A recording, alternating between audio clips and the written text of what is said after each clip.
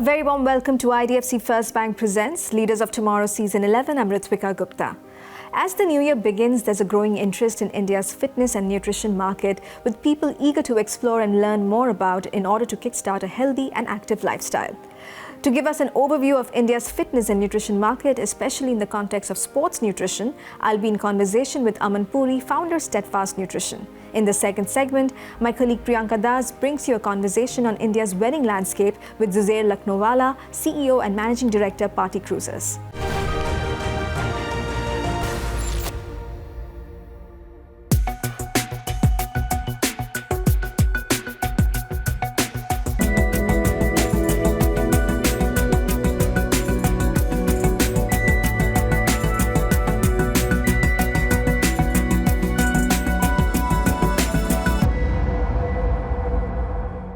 Thank you, Aman, for joining us today on Leaders of Tomorrow.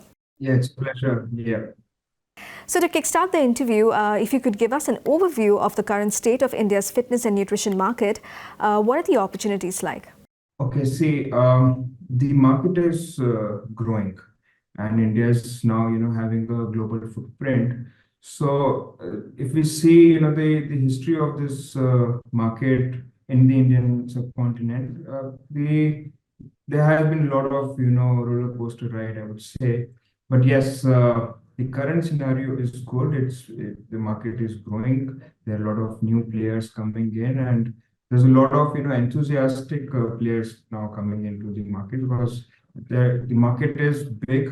India as a population, is the biggest, and the potential is a lot in this segment. Sure. So having said that, now, the players have started realizing that this can be, the core of, for the supplement market in the global market. India can lead, and India is actually, towards that direction. So the overall market insight is pretty good, pretty positive currently, and we are seeing immense growth, both, in terms of the competition or say in number of, brands coming up, including and also in terms of the kind of customers coming in and vouching for these supplements in the market.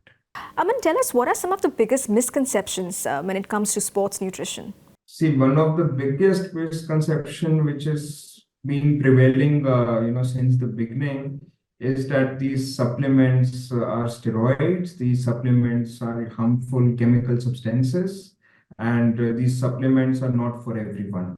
So that is, the biggest three, issues we face when we try to sell and pitch our products.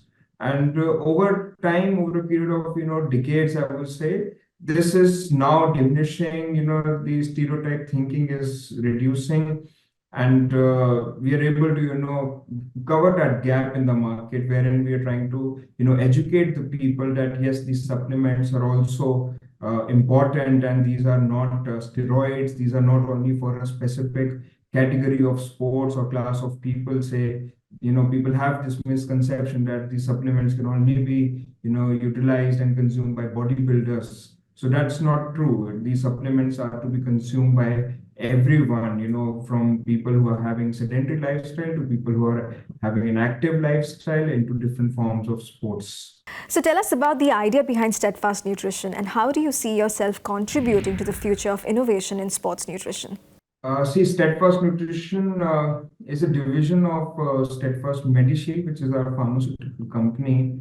And we launched this division, after realizing the gap in the market, wherein one of the biggest problem was, the duplication and the adulteration in the market, and the foreign dominance. The products were not available. So availability was a big problem at that point of time when we launched.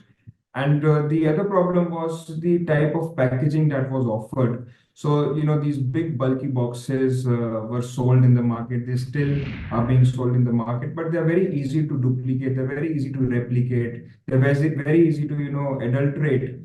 So half of the, powder would be actual supplement and half would be, something else they would mix. So all these problems, we realized, and then we saw that there's nothing for the sports people. It was all, concentrated towards the bodybuilding segment. So we wanted to have a gender neutral, sports neutral approach. And that is how we launched Steadfast Nutrition, wherein we launched this in a unique type of packaging, that is single serving sachets, which means it cannot be duplicated, it cannot be adulterated. Once it is open, it is one time use sachets or say pouches. Aman, with an increasing global emphasis on health and wellness, how do you see trends, like clean labeling, plant-based nutrition, influencing the sports nutrition industry?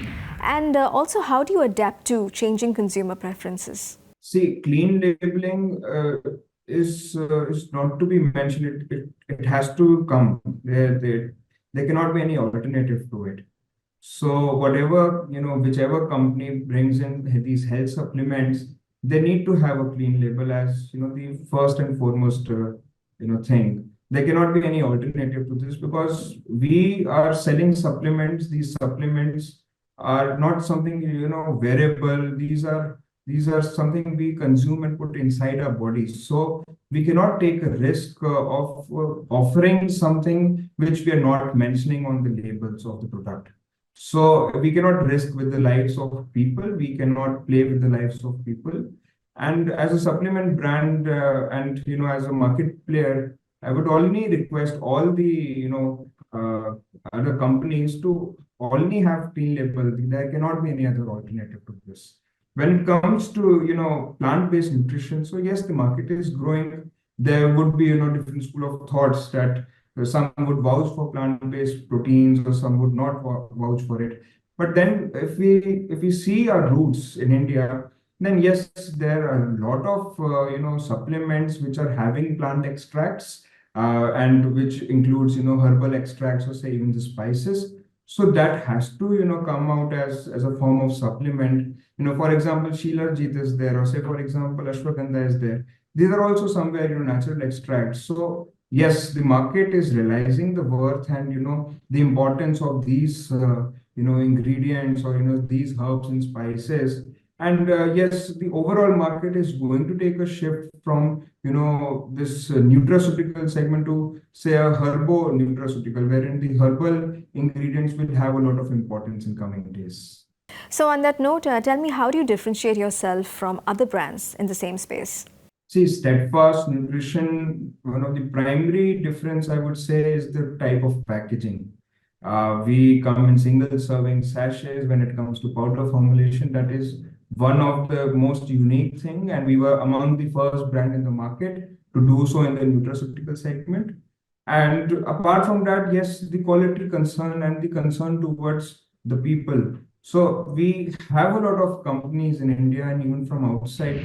The problem is that the short-sightedness is there. So they just want to come and earn money and then get out. So that's not how we see the market.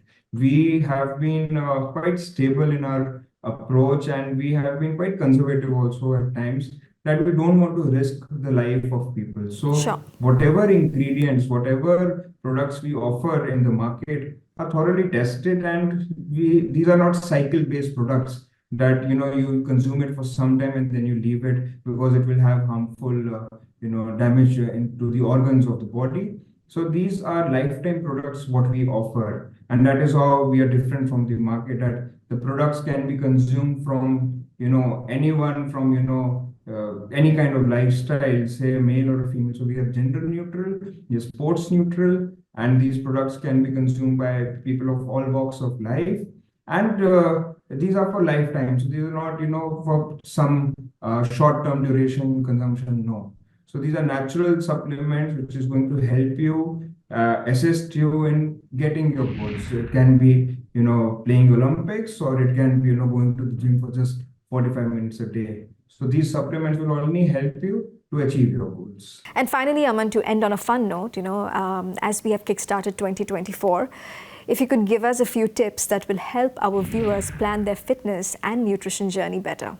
So one, I would say that keep your protein intake proper. So even if you are a person with a sedentary lifestyle, 1 gram per kg protein is a must have. And if you are into any kind of sports, then you can, increase your protein intake. But going anywhere below 1 gram is not recommended. Second, I would say that water and sleep are very important. So if your body is hydrated, it has a lot of positive impact. And if your body is well rested, if you get good sleep, that is, going to do wonders. So protein, water, and sleep, if these three things are, followed with a routine, I think we're going to have better quality of life, and even longevity of the life will be there. Well, thank you, Aman. It was great chatting with you. Thank you so much for having me. It's time for a quick break here. We'll be back shortly. Stay tuned.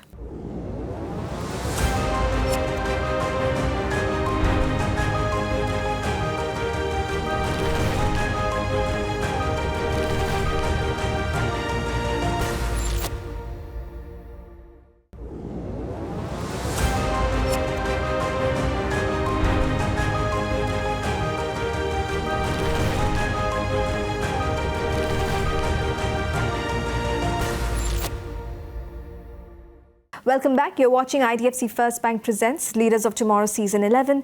In this segment, my colleague Priyanka Das talks about India's wedding industry and the role of MSMEs in this segment. Listen in.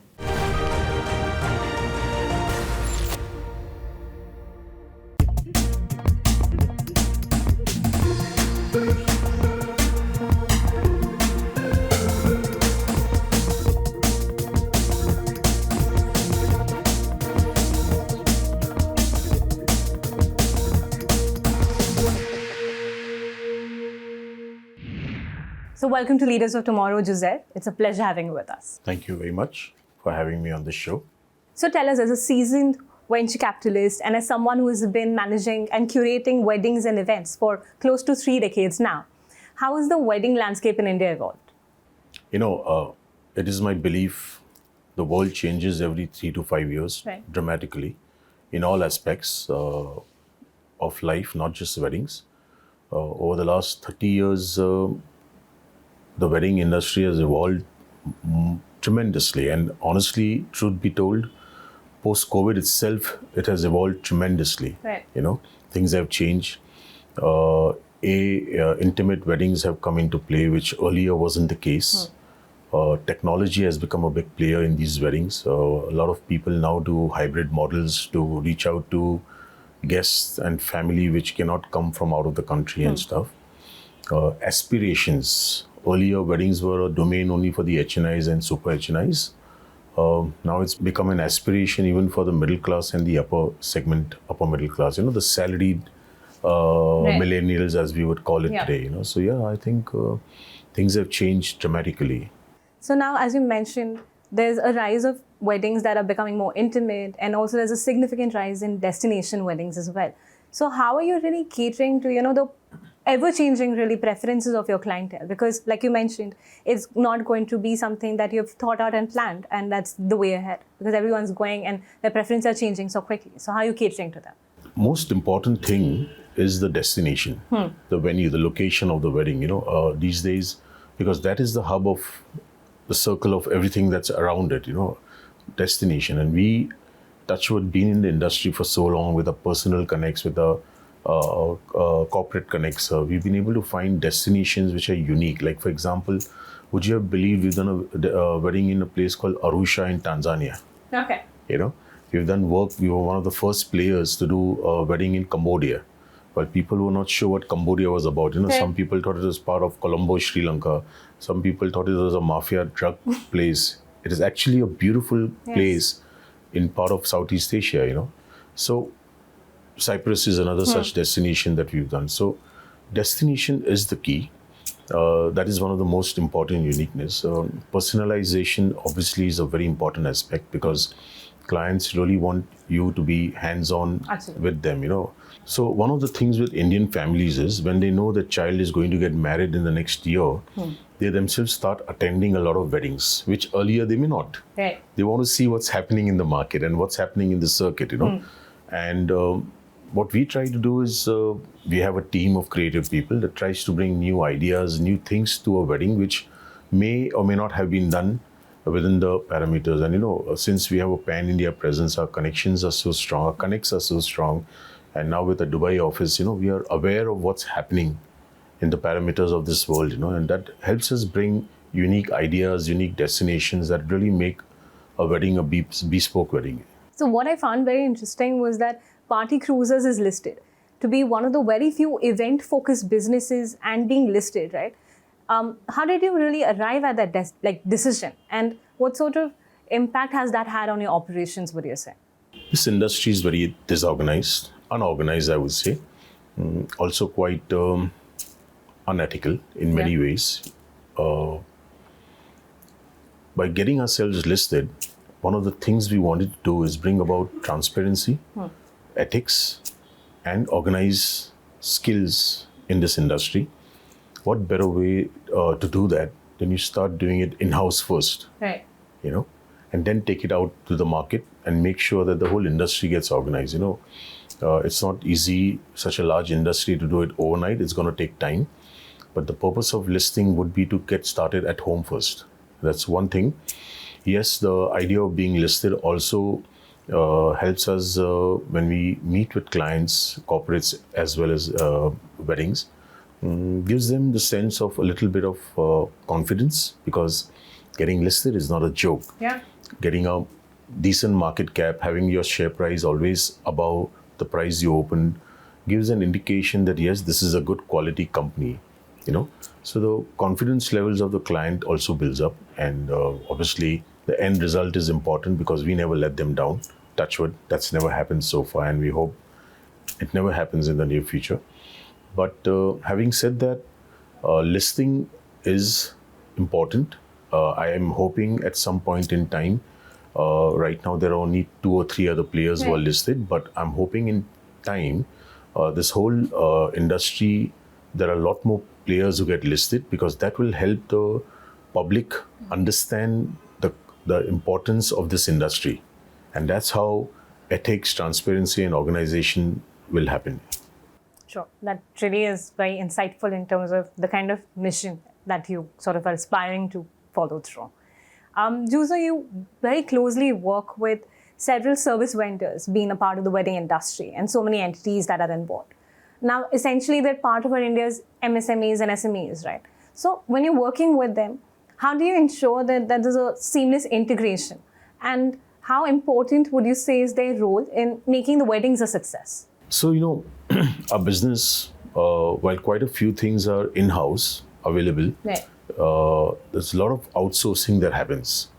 And if the vendors are not good quality, the wedding can suffer. We are the front face, right? So if the vendors are not good quality, the wedding can suffer, and we don't want that to happen. To our goodwill, we have vendors who've been with us for 10 to 15 years with us. So you can imagine how comfortable they are with us. I'll give you a simple example of a florist who was with us with a small 10 by 10 shop in Dadar. Okay. In 10 years, he's got 6 shops in Dadar. That's wonderful. All because of the kind of work we have. He's grown with us. Right. As we grow, our vendors grow with us. And it's important we also infuse the same spirit and transparency that we want people to deal with. Vendors are crucial, Absolutely. I just want to come to a recent announcement that your company made, was that your long-time serving employees would be honored with ESOPs. So help us understand what was the thought process behind implementing that measure. Yeah, I'll make this really short and sweet. If I'm making 100 rupees, I don't want to take that home. Everyone deserves the pound of flesh. We are willing to give more than 50% back to the employees, because they are the reason why we are here today. Vendors and employees are equally important, but I would actually, employees are more important. And we don't use the term employees in this company. We only call them team members or family. That's wonderful. And currently we have 13 ESOP holders. Next year, next March 24, we're going to add another 4. Idea is to retain good people because it's very difficult to find good quality people. It's difficult to even retain them, which means we want to do everything we can to find and retain good people. And ESOPs is one such beautiful way of giving back to them for years and years of dedication and loyalty. Right. So as we come to the end of this conversation today, tell me, how do you envision the future of weddings in India? And what are your plans for the company? You've elaborated, previously, but could you shed some light on that as well? We all thought after the COVID, because weddings are really not at that time, people thought weddings are really not a necessity. Yeah. A big wedding is not a necessity. They can do a small, intimate thing and get away. Touch wood, it's come back with a bigger bang than it did before COVID, which clearly tells us that wedding now is not just a luxury, it's a necessity. We are looking to open 50 offices pan-India in the next 1 year. Okay. Every city, there should be an office of Party Cruisers Limited, which will service the needs of the audience in that city, so that we bring quality work in that city. It's not that there are no wedding companies in that city, but quality companies that will ensure better quality for the couples and for the families. That is what our focus is. We want to open international offices, at least 10 international offices in the next 1 to 2 years. Okay. Yeah, we have big plans, and to sum it up in figures, hoping by March 2025, we touch a market cap of 1,000 crores. That's massive. That's a vision as March 2025. We'll phase out March 2027 sometime 3 months prior to March 2025 and see what we need to build for the next 2 years. Right. So thank you so much, Zuzer, for your time and for sharing your insights into the very, very vibrant and lucrative wedding industry and more. Thank you so much. Thank you very much for having me on this show. With that, it's a wrap on this episode of IDFC First Bank Presents Leaders of Tomorrow Season 11. We hope you enjoyed the conversations. Thanks for watching. Goodbye.